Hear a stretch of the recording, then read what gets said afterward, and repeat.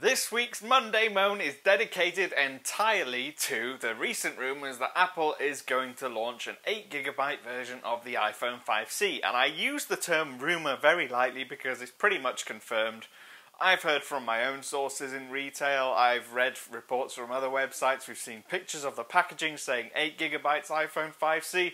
And so I wanted to moan about that a little bit, because the problem never was that it had too much storage. And I know that's not the reason why they're releasing an 8GB version anyway, because what they really want to do is release a cheaper version of the phone so that they'll sell more.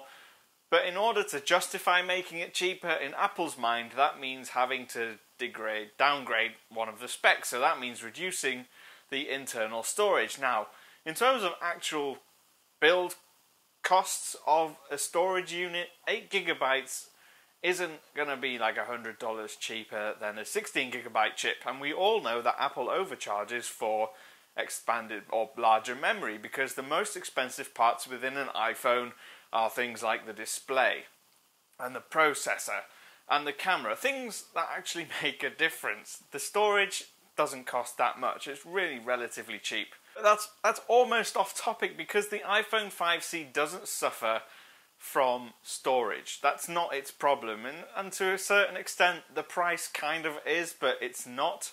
And I'll explain why it is and it's not. And it's a little bit confusing why it is and it's not, because I keep saying it is and it's not when it really is, but it kind of isn't. I'm not even making any sense to myself here. Oh dear. Coffee time.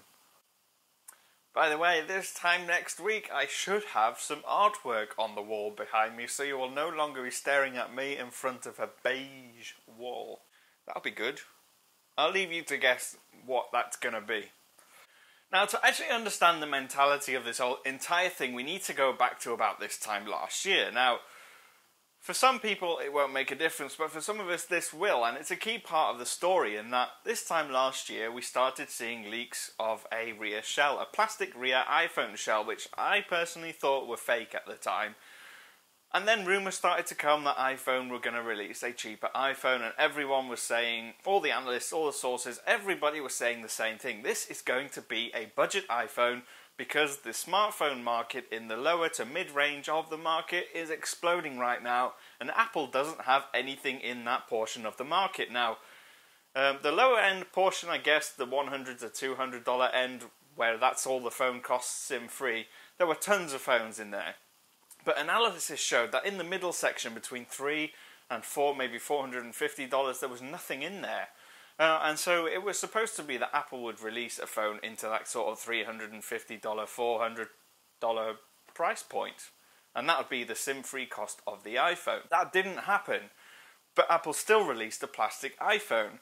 Now, for the people that didn't read those rumours and didn't know anything about it beforehand, they look at it and they go, this is a plastic iPhone. This is cheap. But then they see the price and they think, actually, that's not very cheap at all. And it's a hard thing to get your head around, because for a lot of people, when they compare the iPhone to things like the Galaxy S4 and the Galaxy S3 of the last couple of years, what they see is that Apple is a premium metal, refined, polished, really nice looking device.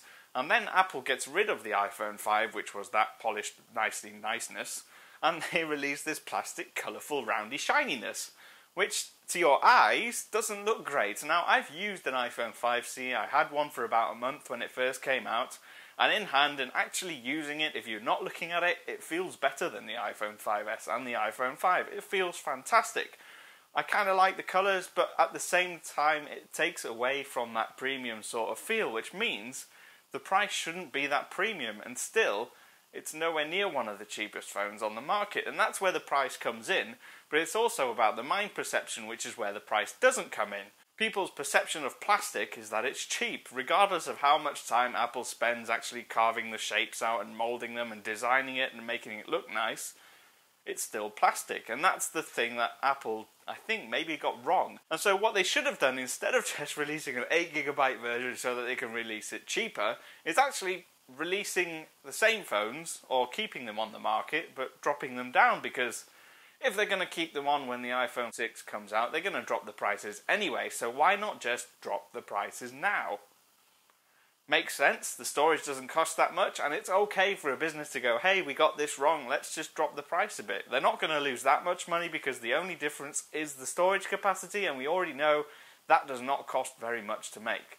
Now, the other problem with releasing an 8GB phone with a 4-inch Retina display is that you can't really store much on there. I've got a 16GB iPhone 5S, and it's my main device. I've had to delete all my photos off there, I've deleted all my games off there, and almost every month, I have to go and delete the photos I've taken, and I upload them to Dropbox. I store everything in the cloud that I possibly can because there simply isn't enough space on the phone. So now you have to imagine that they're going to slice that in half, and there's still a portion of that 8GB that's being made up of the operating system and the default apps.